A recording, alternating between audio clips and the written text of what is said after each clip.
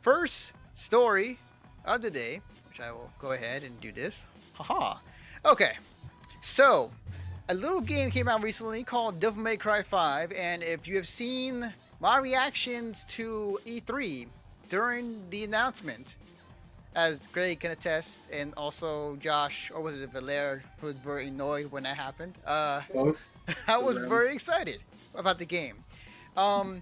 So I bought the game recently, and I played. I'm up to chapter 11 or mission 11. I should take that back. Mission 12. So I played about a good half of the game, and Devil May Cry 5 short version. It's fun. It's a lot of fun. It's super cool. Long version. So the game takes place after 4. With some of the characters coming back, you have Nero, you have Lady, Shut the you have fuck up, Anthony. 5 takes place after 4? Who knew? So yeah, it takes place after 4 years later, and you have your returning characters. You have Nero, you have Lady, you have Trish, you have Dante, all back together because there's some new big bad they got to fight against. But they brought in some new characters. V is a new character, as well as Nico, as well. Nico is basically she makes arms or these gauntlets for Nero. Because in the trailers, as you might have seen, Nero lost his arm, so Nero has this like Devil Bringer. That's what they call him. But like, he has a mechanical arm that Nico makes different type of weapons for, so he can go and fight demons. So yeah, like the game is pretty fun. It is very much in the same vein as Devil May Cry 3. It definitely harkens back to the combo heavy things you can do. You don't have to play it that way, but the game is very open for you to play one way or the other. If you want to kind of mash buttons and go to the game, you can. If you want to play the game as if it was like a fighting game, combos galore. Like you can do all sorts of things, and you can combine certain different things to your repertoire. It's been really fun in that aspect. And the thing though that's a little challenging for me when playing it is that every character is different. So as we see on screen, Nero is very much like he was in the Devil May Cry 4, where he has very interesting combos with his arm. He can grab you in. He has some special abilities with each arm. Each arm does something different. So one of the arms can literally toss the person around and like just throw it on the rubber. Thank you, Gray. Sorry, it was very funny to me how you pronounce it. Yeah. Hey Ryan. Hey Valère, how's it going, guys? But yeah, essentially, yeah. So he has one of his arms that you can throw an enemy from across the room, or another one where literally like if you use it, it will heal yourself, and so on. So Nero's very much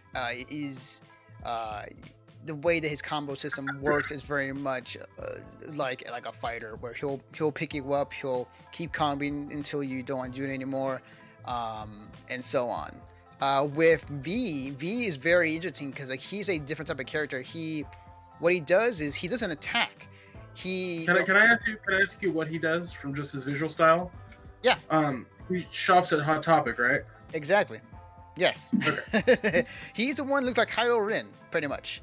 Right. So the funniest joke that I heard about his character was while watching Djibouti Dubs play it. Djibouti had the best fucking reaction to his character because Justin, he goes, "Oh my god, this guy, he looks like just like the guy from Grandma's Boy."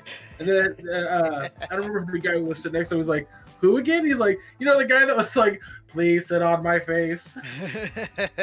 Right. I fucking lost it. I was laughing so hard because it was just like, it's true. He looks just fucking like him. You're not wrong. You're not wrong. He reads poetry. Like he quite literally reads poetry. Like you can even at some point, like his top movie, he'll read poetry as you're walking around while his enemies or while his companions fight for him. But V is very different because with V, you're controlling 2 animals at the same time, sometimes 3. Where on one button, like you have the X button dedicated to the bird. On the Y button, you have dedicated straight for the panther. And there are move sets for both characters. It's easy. Like honestly, it's probably one of the hardest characters I played, and it's very. At times I'm mashing, but at times when you do mash, or it looks cool, like it looks pretty awesome. And at some point, I got like a triple S with him. And with his devil trigger, you can summon a big golem that comes down through with a meteor, and basically just wreck shit, just lasers everywhere. It's really cool looking. It's really cool looking. But V is a very much, he does not attack his animals attack for him. The only thing he does physically is whenever you kill an enemy, he has to come in and kill him with his cane to get the kill. That's his only way to kill an enemy. It does not die typically with just the minions themselves. And then Dante is basically your Dante from the Devil May Cry 3. The only difference is when it comes to some of his movesets or some of the stuff that you remember last time you play him, is that his movesets are unlocked once you get enough orbs to unlock future movesets for Trickster, for Royal Guard, and whatnot. And it very much, there are moves from previous games that will be unlocked at the more orbs you get.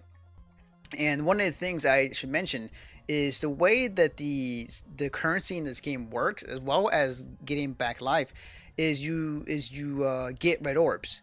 You still have gold orbs where you can get will revive you, and as well as revive or replenish your ammo as well.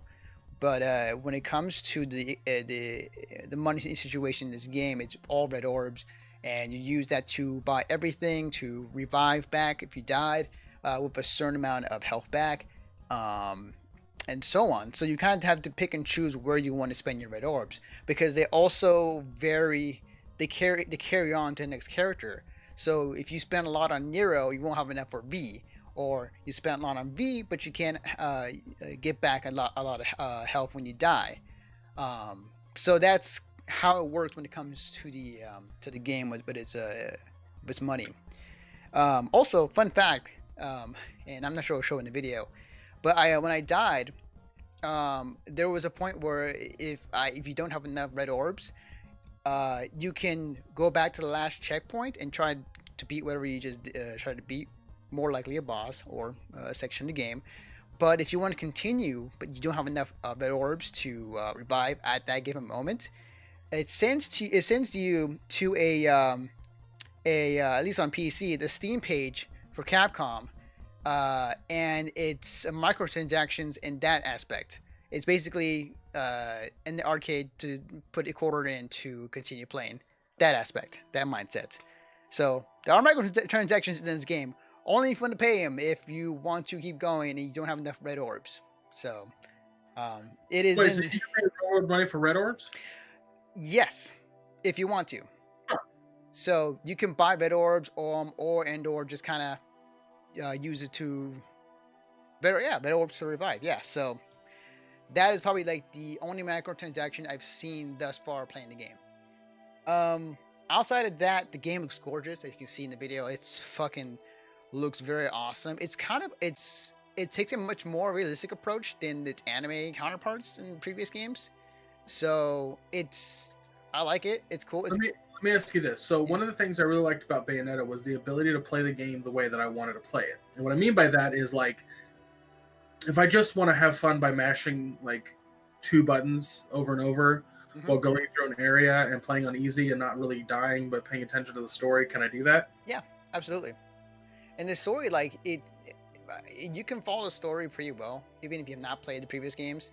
Like they would have to make the game a little bit more cohesive and coherent than just making it a direct sequel because of circumstances. Absolutely. I would also kind of feel the same about Kingdom Hearts 3 as to this. Like, you don't really need to play the previous games to know what's going on. Like, there's already a story in place, and you kind of have an idea of who's who in this game. And I would argue that with Kingdom Hearts 3, you absolutely needed to, but as I played through Kingdom Hearts 3. Okay, well, give him a point. Give him a point, yes. They also have an option in the beginning of the game, or in the menu, where you can actually watch the history of DMC, and it'll explain to you the storyline of what happened. That's what Kingdom Hearts 3 needed. I mean, they kind of had it. Mhm. They kind of had it, but it wasn't very cohesive. Yeah. It wasn't very coherent. It was just kind of like, this is a vague idea of what happened. It's like, all right. Hmm. But overall, so far, and I'm like halfway through the game, it's really fun. I really, really, really enjoy it. So, Yeah, I'll be renting it eventually and playing it. oh yeah, definitely, it's super fun. So I'm digging the hell out of it, and will I play it again in the future when I beat it? Maybe I might, depending on if there's more DLC and whatnot coming to the game. But fucking A, man, Capcom's been hitting it out of the park recently. They Well, if you notice what they're doing, look at all the games that they've made that are killing it right now. They're remakes or sequels, and when you play them, they are spiritually the same as the past. Like what made them their money. Yeah, I think someone put it best. Like these games remind me of like classic PS2 or classic games they did prior, and it it works. Like with some modernization with these games, they've definitely went back to the formula. Went back to The only basics. one that I would say, the only one I would argue is more modern than the rest is the remake for Resident Evil 2. But Yes, even that, Resident Evil 2 plays like Resident Evil 4. yes. So it's like it's still like they're hitting it out of the park because they're making games that they know will work. That's Mm, literally it. yeah, definitely. On So top. there's criticism to be had in that regard. Hmm. I'm not saying they shouldn't do that. I'm just saying like I think gamers need to get a grip and be more willing to play what is new versus play what's new/old. So, Uh, yes. meaning that when Capcom would try to do something new and put out a new game, it would fail because there were a lot of people who didn't want to play a new game from Capcom. Are you talking about DMC? Kind of. Okay. I can go as far with that. The only reason why, and here's my argument. I might this quick because I've kind of been overtime on this one. DMC is a good game. I liked it. It definitely took a different direction, and it is Ninja Theory's take on the Devil May Cry series. The reason why people hate that game is because of two reasons. One, it was not Devil May Cry that people know and love, and expected. And because of that, they disliked the game because of it. And that was actually the main reason. I forgot what the second reason why I didn't like it, but basically it was just that. It wasn't what they wanted. And the game was good. Like DMC is a good game. And I definitely would rank it in. I think I had an argument with this too. I would rank it like above 2 and like between that and 4 because they're both are really good games, but like they're very close in my opinion. So Mega Man Legends. Let's see how they. I mean, I think you're gonna see from Capcom a lot more of this stuff. Like you're gonna see a lot more games coming out that play like the early days because they made their money that way. You know, that's how people know this brand.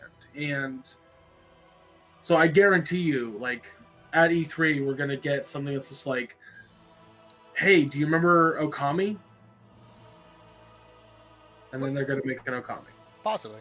I think it's like Capcom is hitting out of the park recently, but like the one section they're still really, really struggling with is the fighting game division. They can get that in order. They'd be looking much more prettier than they are right now. Oh yeah, they're gonna bring someone in that's gonna make fucking Street Fighter 6 play like Street Fighter 2. They're going to. Yeah, we'll see. People are gonna lose their goddamn minds. It's gonna make $1 billion. It's gonna be a whole thing. We'll see. I don't, you know, like Ryan in chat says, cough Mega Man Legends because Mega Man Legends is a franchise that kind of died real fast. Never got its like third game, and there's a whole like slew of people who've been wanting that game. I don't think that Capcom is going to make a Mega Man Legends 3. What I think they'll do first is see if there's a audience for it by releasing a special edition of Mega Man Legends 1 and 2 and the Adventures of Tron Bonne much like they did the other Mega Man games, and then see if there's an audience for it. And if there's an audience for it, like there was clearly for Mega Man 11, then we'll get it. Mm-hmm. All right. Moving on to our next story at hand. And this